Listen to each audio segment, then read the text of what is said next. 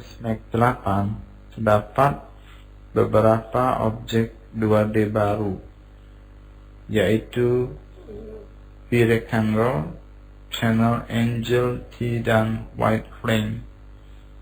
Nah, ini semua tergabung atau terkelompok di dalam Extended splines. Oke, untuk contoh berikut, Anda akan membuat sebuah objek T atau objek berbentuk huruf T. Coba Anda klik tombol T di sini. Jangan lupa untuk mengaktifkan Extended spline. Kemudian klik tombol T di sini. Kita aktifkan top viewport. Coba Anda klik sisi kiri atas, kemudian drag ke arah bawah, lepaskan mengklikkan, kemudian geser ke arah atas untuk posisi lebarnya.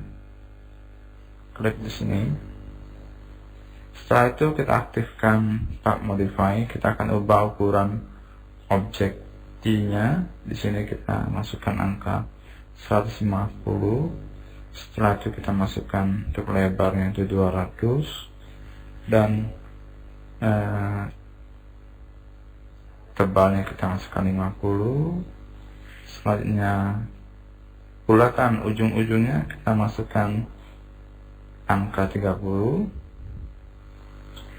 Ya, jangan lupa klik tombol zoom extends all. Objek T telah selesai dibuat.